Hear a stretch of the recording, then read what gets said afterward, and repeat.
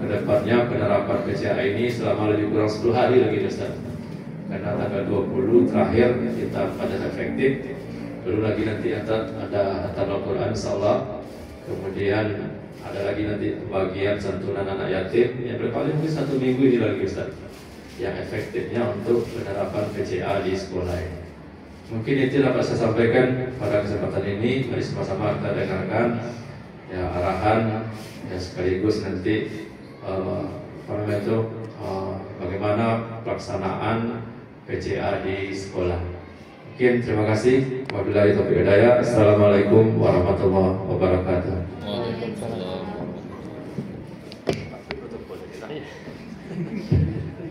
Alhamdulillah, terima kasih atas sambutan pengarahan yang disampaikan oleh Bapak Kepala Sekolah kita. Dan selanjutnya saya berubah langsung jadi protokol di sini ya, Bapak Ibu. Dan kita minta pengarahan dan bagaimana penerapan daripada PCA itu. Dan di depan kita sudah ada alhamdulillah Ustadz Mawardi. Kita ingin mendengarkan secara serius dan panjang lebar bagaimana penerapan program ini dan lain sebagainya. Kepada Pak Ustadz kami persilakan.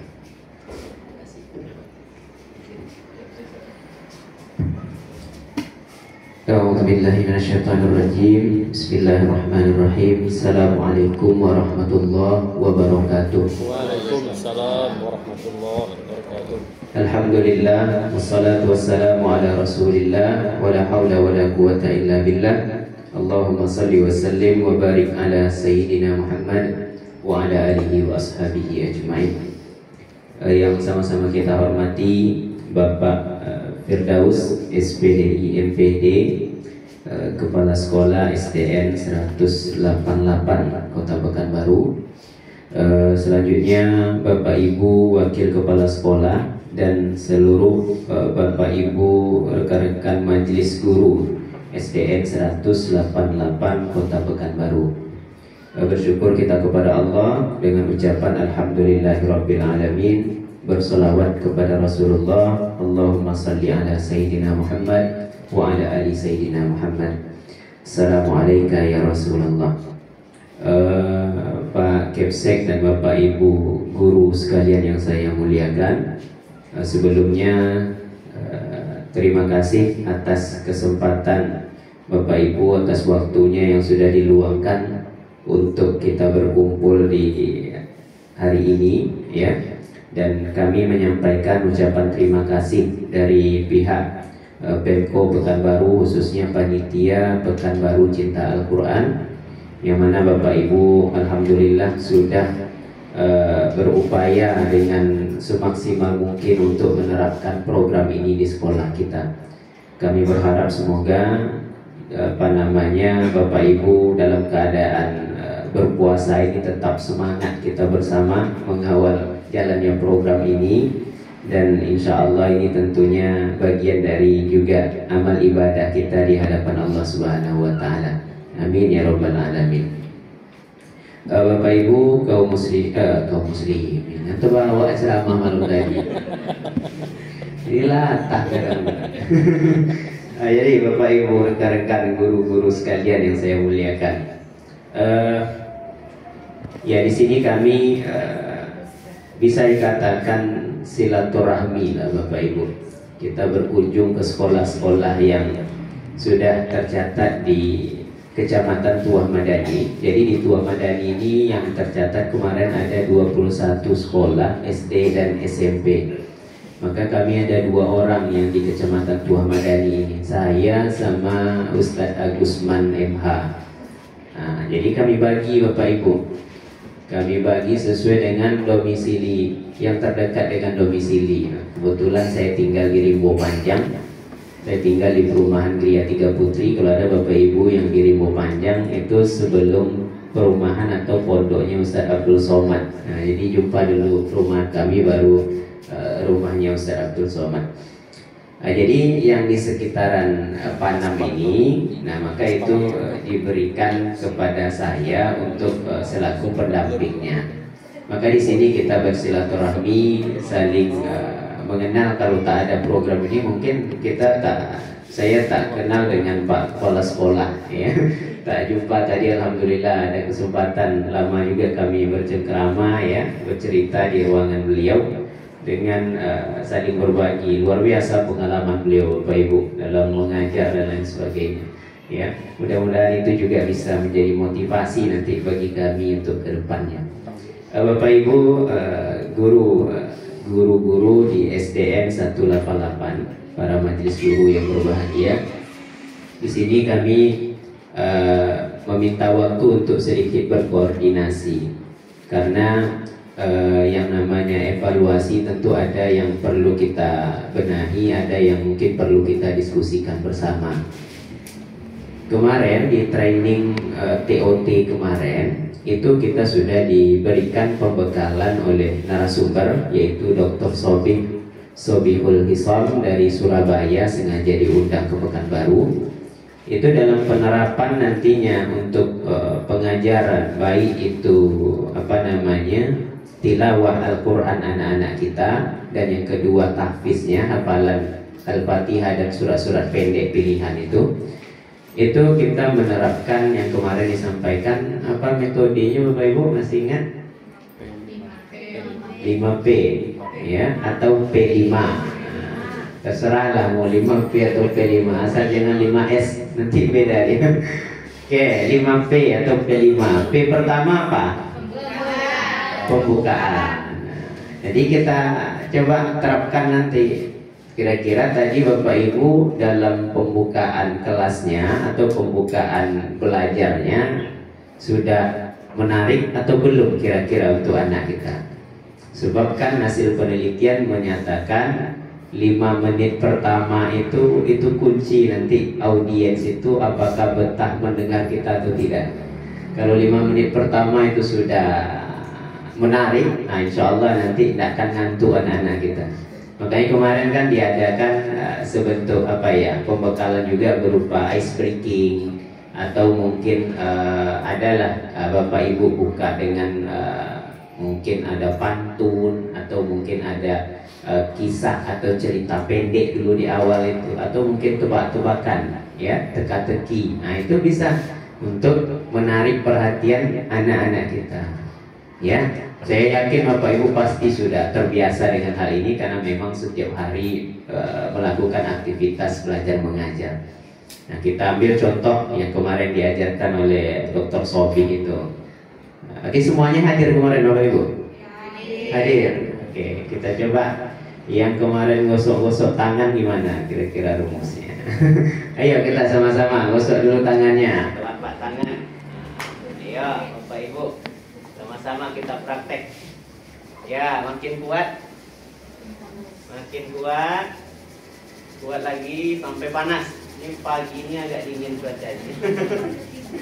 Oke, udah panas. Sentuh dagunya.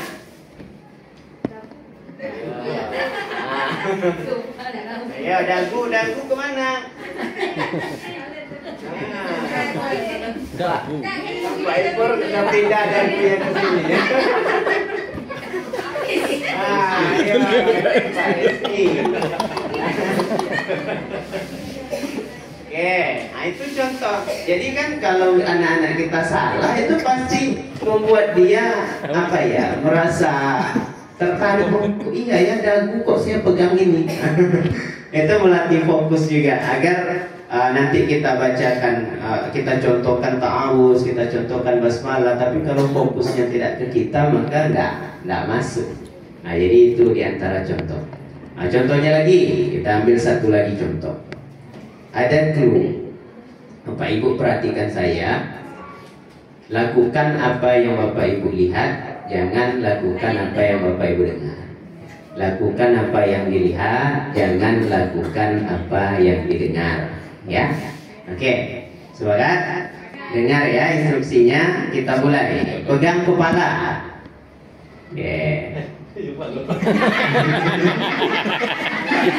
Lupa. Pegang kepala.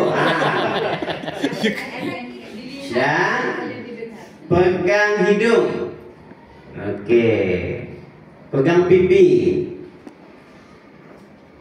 pegang dagu, pegang kening, pegang telinganya.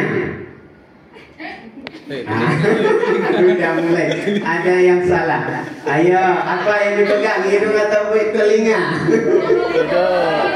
Instruksinya Pak, lakukan apa yang dilihat. Nah, saya geraknya kan megang hidung bukan telinga.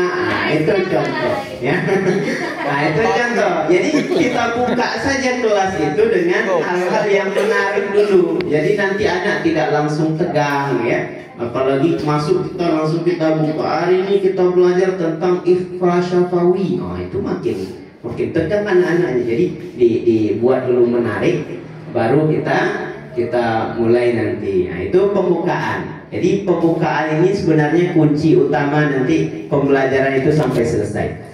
Yang kedua apa? P yang kedua. Pengalaman. Ya, pengalaman. Pengalaman itu berarti ya dia harus mengalami dulu. Ya, ada nanti dia merasakan atau melakukan itu. Nah, jadi kalau bahasa kitanya mungkin mempraktekkan. Kita beri kesempatan anak itu turun mempraktekkan. Jadi kita boleh mungkin di awal itu membuka dulu, kita contohkan, tapi nanti setelah itu kita beri kesempatan mereka untuk membaca. Ya, nah, itu praktek. Nah, gimana kita punya siswanya banyak di satu kelas itu Ustaz, sementara kami cuma 2 gurunya. Nah, maka itu dibalikkan lagi ke Bapak Ibu, gimana sistem terbaik menurut Bapak Ibu agar kelas itu tidak crowded, tidak ribut, ya, tidak tidak efektif nanti pembelajaran itu. Makanya kemarin itu kan sempat kita buat yang kayak ibu-ibu atau bapak-bapak kemarin rekam kawannya berhadapan satu sama lain. Itu apa fungsinya? Di antara fungsinya adalah agar ketika kita mungkin fokus ke 2 anak pertama, sementara anak-anak lain itu kalau kita nggak berikan aktivitas, mereka akan diam saja atau mungkin melakukan hal-hal lain, bercerita dengan kawannya atau yang lain-lain. Nah, maka itu digandengkan mereka berdua, kita fokus ke sini, yang lain tetap saling mengoreksi bacaan kawan-kawannya atau saling mendengarkan dulu bacaan kawan-kawannya, gantian, ya, kiri dan kanan atau depan belakangnya. Nah, jadi itu diantara cara, dan silakan nanti kalau ada cara-cara lain yang dirasa efektif itu kita balikkan kepada Bapak Ibu yang tentu lebih paham kondisi anak-anak kita. Nah, itu namanya pengalaman, ya. Nah, di pengalaman itulah kita akan dengar bacaan anak-anak itu.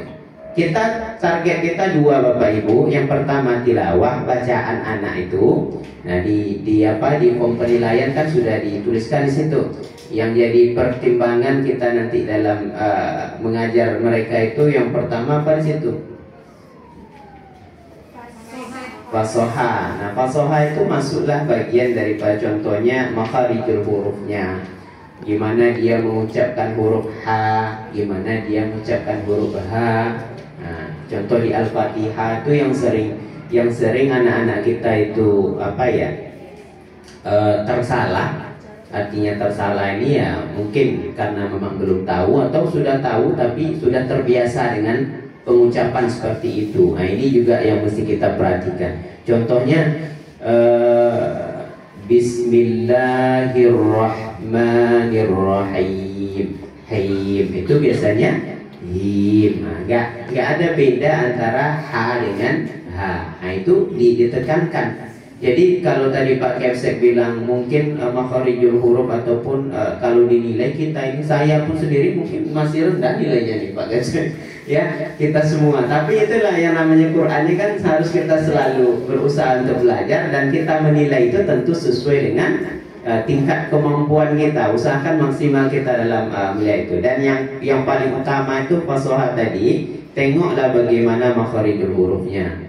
Nah, kemudian yang sering salah itu juga gini Bapak Ibu, anak-anak itu saking kan semangat mereka mungkin ada tawallud dia dalam membaca alham, dimantulkan. Nah, padahal nggak boleh kan bacaannya alhamdulillah, alham bukan allaham. Kalau al-ham dia kayak ada pantulan. Kalau pantul itu sifatnya huruf qalqalah. Baru dipantulkan. Qul a'udzu birabbil falaq min syarri ma khalaq. Kayak gitu. Jadi kalau alham itu enggak boleh alham. Alhamdulillahi rabbil alamin. Ar-Rahmanir Rahim. Maliki yaumiddin. Iya itu ada tasydid. Kadang anak-anak kita enggak ditasydidkannya. Iyyaka na'budu wa kan.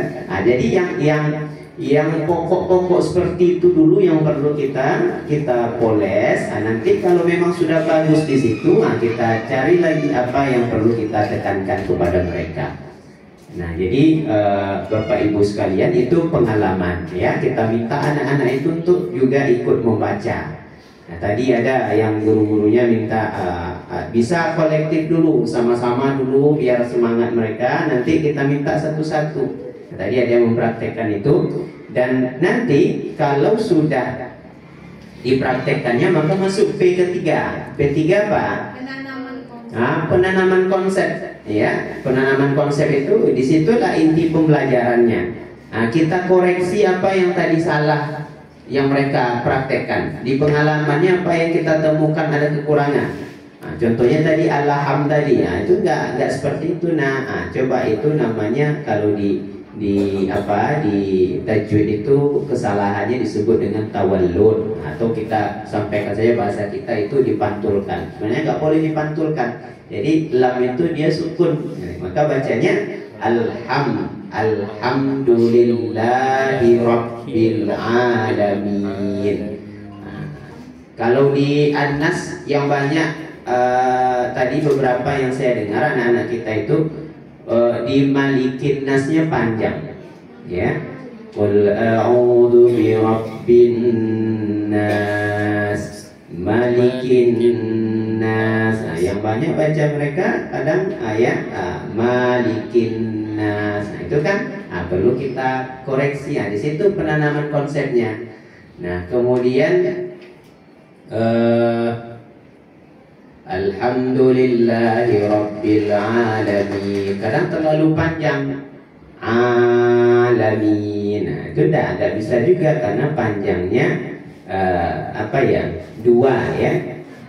Jadi enggak itulah yang perlu kita koreksi ke anak-anak kita. Nah, itu namanya penanaman konsep. Kita betulkan apa yang tadi belum kita rasa belum tepat. Maka kita ajarkan pelan-pelan. Nah, kemudian Bapak Ibu sekalian, masuklah setelah kita benahi, kita coba ulang lagi, ya.